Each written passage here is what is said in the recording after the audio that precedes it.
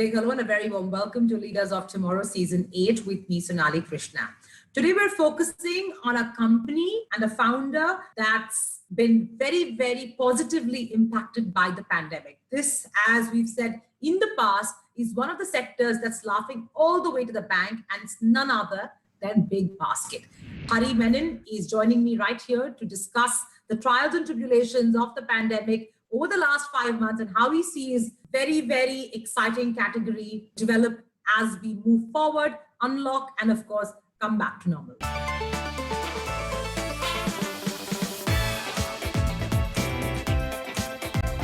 Thank you so much, Hari, for joining me. Truly a pleasure having you on ET Now. Pleasure, Sonali.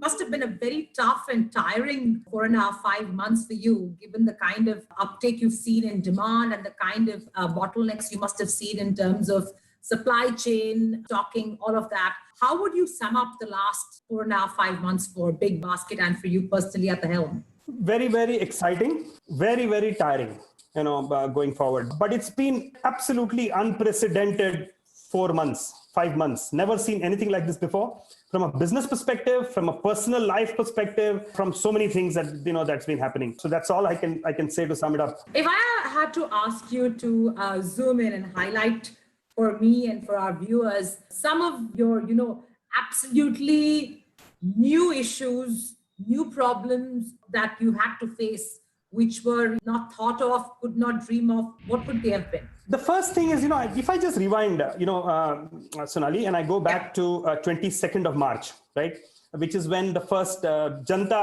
lockdown was announced by the Prime Minister. We got to know of it the previous day. The fact that, we were allowed to deliver, right? We were told about it by a couple of central ministries. That we would be one of the people who would actually be delivering and meeting the needs of people. So we were very excited, saying this is great. We had already shifted and started working from home about a week before that, right? Because the pandemic had slowly started setting in, and the fear and the worries had started setting in. So we had all moved into working from home, and so we were very excited because one, we were able to serve the country at the time when actually it was really required. And we would be one of the people who, companies would be actually functioning and providing employment and jobs to people. So we got very excited with that. 22nd early morning, we excited, everybody comes to work, and then we start delivering. And within an hour, we had to shut down. Actually, within about 2 hours, we had to shut down. Because the problem was that while from the center, we had all the information saying that we could start, this information hadn't, come down to the ground. And people at the ground in cities that we operate in, weren't carrying this information, because of which, people were sent back home, people were beaten up, all kinds of, atrocities, that we found. And it wasn't a great start. And so within 2 hours, we had to shut everything and people had to go back. And people had to go back and stay in the warehouse right to the day, because if you remember, that lockdown was till 9 p.m. And so they couldn't even get out of warehouses and go back home after all that had happened. So they went back, stayed there, locked in, and all the excitement just fizzled away, that particular day. The next 2 days was worse, right? The lockdown was not there. And so we didn't know what this whole thing was all about. We had a hunch that, it's probably something that's going to come and going to see longer versions of this, in future. But one didn't know what was going to hit us. And in those 2 days, actually 80% of our workforce left. And this is one of the first things that we've never seen ever before, right? Nothing like this has ever happened. So you're left with 20% of your workforce. We used to do 200,000 orders a day just prior to that. And we reduced to something like 28,000 orders, right? That we could do with 20% workforce. So that was the first thing that hit us, and post that, we just put our act together. Within 2 days, actually, the lockdown got announced, which was 25th or 24th or 25th of March. And a full-fledged lockdown got announced. People had left the town, gone cross borders, and so they couldn't come back. So what that meant was we had to operate with the 20% workforce and, of course, hire locally, hire from within the city, right? That's all we could do. Yeah. And that is when actually we did what we've never ever done before.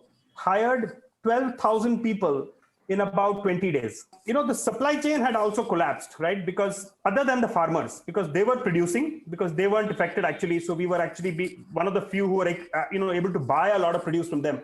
But if you look at the companies, FMCG companies, etc., their supply chain also collapsed just the way like we collapsed, because they lost their people, they lost everybody. So we had to then work that around and figure out how are we going to now manage this.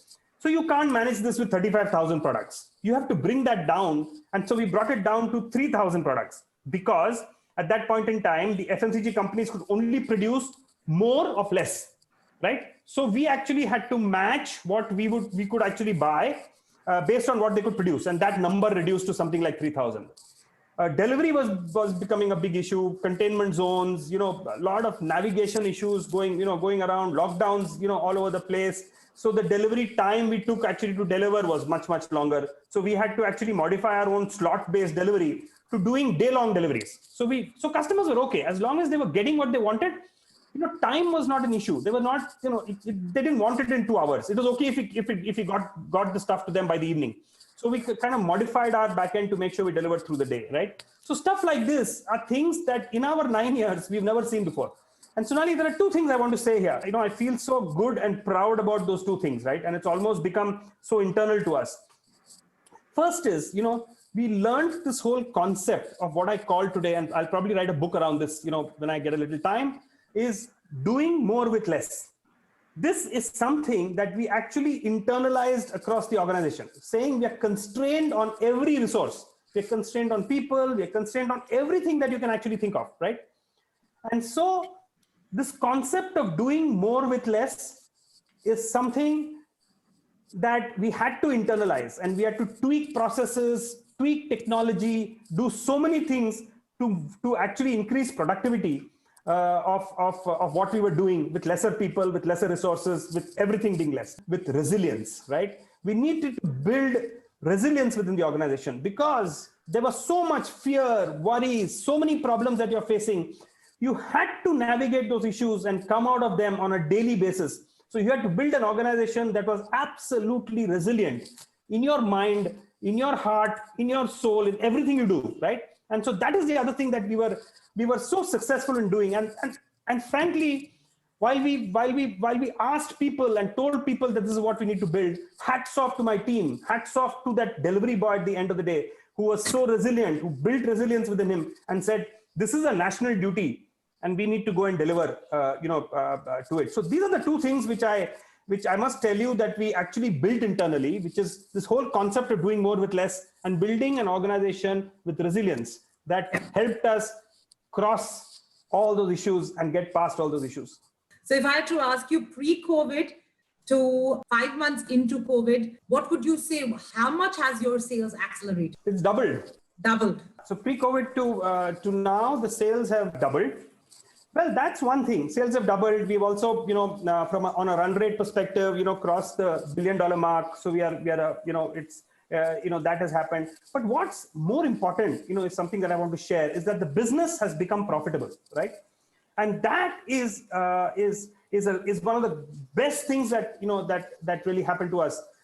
Something that should have happened about 12 months from now had just got advanced. So one is business grew. And second important thing is that a business became profitable. And now I just want to add something on growth, right? Yeah. A lot of people ask me, Hari, is this a COVID moment, right? Is this growth all linked to COVID? And how do you see this happen? What do you see happening 2, 3, 4, 5 months down the road? And here is my answer. And we're very clear on this now because we've seen this for 5 months. We see this continuing and sustaining, right? We see huge, tremendous movement from a behavior standpoint, people moving online, right? That seems to be a very, very clear trend. And there are 3 things that tells me that this will sustain. One, we are seeing great tailwinds. Month on month, we see great tailwinds. Month on month, we see strong demand. Number 2, we see fantastic retention cohorts. And let me explain this, that the number of new customers we acquired doubled, right? In terms of number of new customers that we acquired. In terms of value and number of orders, that tripled actually, as what we got from new customers. Now, the important thing is that if it was a COVID moment, we wouldn't retain those customers because moment unlock happens, people start going back to their old habits, right? Is what people presumed, but that didn't happen. Our retention cohorts just got better and better, which means all those people who came to us continue to be with us and continue to buy with us. So retention cohorts remained. And number 3 is that we still see a huge untapped potential in many of our markets. because there are lockdown. For example, Chennai is still shut down on Sundays. You can't operate on Sunday. Even BigBasket can't operate. Even BigBasket can operate. So Sunday is shut, right? So like this, many cities, right? We have a lot of pent up, untapped demand, right? Which we are still yet to tap. So to me, three things: great tailwinds, great demand right now, great retention, and untapped demand tells me that we are very certain that this is going to continue. Give me geographical spikes where you got your new customer acquisition. Where were those areas where you got those big spikes, which were surprising? The real big spikes we got were in tier 2, in our tier 2 cities. Okay. And just to give you a sense, tier 2 cities, grew and more than doubled, right? In the sense they grew faster than tier 1. And we have 16 tier 2 cities. Okay, amongst our 26 cities, we had 10 tier 1 and we have 16 tier 2s. Tier 2 was our star. They really got, in all aspects of the business, they are the ones who really delivered. And that was a business pre-COVID, very price sensitive, right? It was growing, but growing at a pace which could have been much better. And we wanted a lot, because grocery is something in tier 2 where the kirana business and the neighborhood store business is very strong. There's a lot of trust that people have built there, right? So for an online business like this to actually penetrate tier 2 was taking us much longer. Completely reversed, right? So people came, people stayed, and people continue to stay. And tier 2 continues to grow faster than tier 1. So you're saying this tier 2, you were equipped to service the tier 2 as robustly? You were. Yes, because we got people much faster there, right? Because we didn't see too many people going away at that point in time. People did go away, but we got back the business in T2 much faster than T1, because T1 people migrated, left cities, left big towns, and went off, right? But tier 2, we didn't face that problem. So from a capacity standpoint and from an availability standpoint, delivery standpoint, we were much better. And that's why I think we did a lot better in tier 2.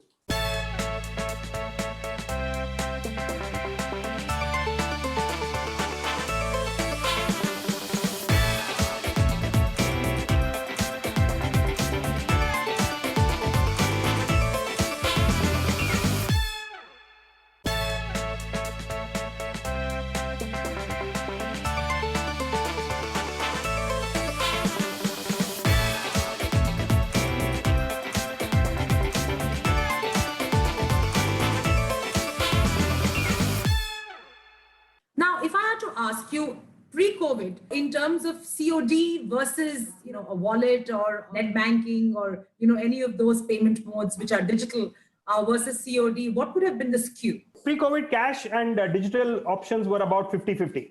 50-50. Yes, and that's become now 100-0. And that transition has also, it's been forced, but people seem to be okay with it now. Absolutely okay with it now, because they're also happy in what we were one of the earliest to bring in, called contactless delivery, right? This is one of the first things we did and first things we innovated, where we made sure that there is absolutely no contact with the customer, right?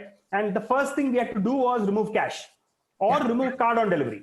So that helped us actually, cut that, and customers have got absolutely used to it now. The other interesting bit that will play out going forward is, see, at the moment, I'm assuming customers had BigBasket and there would be Amazon, grocers. I don't think they'd be sticking to just one platform. Now we have the launch of JioMart also. I want to ask you two questions. One, of course, the impact JioMart will have on strong players such as you.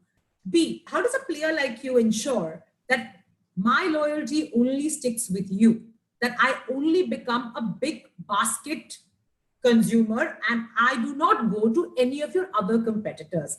How do you build that loyalty with me? I'll answer the second part first, right? And I think we have just one belief in life, and that is you will continue to build loyalty, continue to maintain this retention that I talked about, right? Convert better in terms of customers when they come to you, new customers when they come to you, by basically being the best as far as service quality is concerned, Sonali. That's the only differentiator. And in service quality, there are only three elements that we really focus on. The first thing is what is called fill rate, right? Which means if you order 10 items, I must deliver all 10 to you. So my fill rate is globally benchmarked as the best, which currently runs at 99.6%. And it's been like this for the last 8-9 years, right? Because we built technology processes to make sure we do that. One. Second is on-time delivery. That is, I deliver in a committed time that I have, right? And so if I want to really extend that time, then I must be upfront with the customer and tell the customer, because of issues, I can't deliver to you in slots. I can deliver to you through the day, but stick to your commitment in terms of on-time delivery. That's number two. We've always been at 99% right through. That has dropped a bit because of all the ground issues that we face, including things like we don't even get allowed inside apartment complexes today. You're asked to leave stuff outside and go. And number three is to make sure that you have the highest in stock. One of the most irritating things when you buy groceries, when you go to your app and find things out of stock, right? It's very irritating, right? And that has always been another feature of ours, which has been outstanding. So we maintain in stock levels of 96 to 97%, which means if I have 10 SKUs that I carry or 10 products, 96 to 97% of those will always be available on, with me. And that's again a globally benchmarked, metric. If I do these three things right, I think retaining customers is not an issue, because in grocery, you need to make sure that your service quality is absolutely outstanding. And then if you give a good range and if you give competitive pricing, I think you're sorted. Now, let me come back to your first question. It's just too large a market to start worrying about competition, just too large a market. The single biggest market in India is the retail market, which is $800 billion. In a market of that size, the least you should worry about is competition, because especially in a new service like ours, which is online business, more players coming in means that there's more noise about that business. When there's more noise about that business, more people migrate to that service and the markets open up faster. So more the people, more the markets open up, faster the markets open up. And then players who focused on service delivery will sustain and will remain. So you look at the physical grocery business, right? There are so many chains and all of them doing well, all of them surviving, so many stores all over the place. And the organized business is just 5% of that. The rest of the 95% is local stores or kirana stores, right? And the 5% of an $800 billion business itself is so large that it can't be a one-player game, right? It has to be multiple players so that market opens up faster. How is your acquisition in the milk delivery startups going so far? Whether it comes to Raincan or Morning Cart, we have a controlling stake. How have these performed? That's a very, very strategic piece for us, right? And we did that by acquiring Raincan and Morning Cart, and then very, very recently we acquired Daily Ninja. And so this business actually is our customer acquisition piece, right? Where we actually acquire customers through this. This is a business where customers come to us 17 to 18 times a month because they're buying milk, right? And it's a subscription business. This is a business which will deliver fresh produce to households every morning. So you can order till 11 o'clock in the night, 10 o'clock in the night, and you get delivery first thing in the morning. Early morning delivery is all we have, right? So this is a great addition that we had, which leverages our existing supply chain. This business is not just milk. This business is largely about non-milk and delivering fresh produce, fruits and vegetables, bread, dairy, eggs, etc. early in the morning along with milk. And so the acquisitions that we made, the partnerships are really working out well for us. We are a leading player on that side, grew extremely well in the last 15 to 18 months, right? And we continue to grow. And we will see customers moving from BB Daily is what the service is called, to BigBasket and vice versa. And we'll see now both the apps also merging. Now they're separate apps, right? We'll bring them together. And then we'll have customers subscribing for early morning delivery and using BB for their normal full stack grocery. The alcohol delivery is becoming the next big deal here. I mean, all of us are excited about it. How do you see that pan out? How difficult is it going to be getting permits, licenses, both from delivery standpoint, also from a consumer standpoint? How do you think that is going to shape up? It's a great thing for consumers. You can just order, everything you want that comes home. It has got actually quite convenient for consumers, especially say in a city like Bangalore, when nice little fancy stores opened all over the place. So it got a lot more convenient than what it was earlier. But online is going to be a lot more convenient. It's a great value addition for us, for our existing customers, from an order value perspective, right? It just adds to our order value. Customers, while they're buying grocery, just add, the alcohol to that same list and it's given. What I believe, Sonali, is that the whole issue on licensing, etc., won't happen right now. So the way that I think the governments are approaching it is that they would not want you to get a license and become a license holder to allowing you to sell alcohol. They would want you to work with the stores with the existing stores who are the license holders. Essentially pick up from the stores and deliver. And that's the way they'll start. So the whole hassle of applying for a license and getting a liquor license, etc., currently is not the way the government wants to approach it. And that's the right way to do it, right? Because then the stores are taken care of and the customer is taken care of, right? And players like us and players like us, players like Swiggy, Zomato, etc., can step in and actually deliver alcohol home. So the business remains with the store, and companies like us don't go through this whole issue of getting licenses. So that's the way they'll start. Given that now we are faced with this pandemic and it's probably changed our lives for, the foreseeable future, how have you tweaked BigBasket's vision and strategy, whether it's tightening or loosening the grip or running faster? Has there been any dramatic shift in your strategy? Not really, Sonali, because from a strategy standpoint, it continues to remain where we are. It's just that, we had defined this last year itself, that for example, we are not expanding geography anymore, right? Because we believe there is such a large opportunity in the 26 cities that we're doing. We are scratching the surface right now, right? And so the whole strategy is to go deep into a city rather than spread yourself too thin and becoming wide. So that's from a geographical expansion perspective. From a new business addition perspective, BB Daily was one of the last things we did, right? We also did something called BB Instant, which are actually vending machines, right? Which we now got in apartment complexes and corporates. They are vending machines which you can use through an app, right? Sitting at home, and it's a technology called load cell. You can actually go open the machine, pick up stuff, and it debits your wallet directly. So that's the other thing that we actually set up last year. So in terms of new business or new areas of expansion, I think we're pretty much done. The focus last year itself was that now we need to scale, right? I think we've got what we wanted. We've got the geographies that we wanted to be in. Now we need to scale. And what COVID, this whole last 5 months, has given us is scale, right? And they've given us tremendous scale.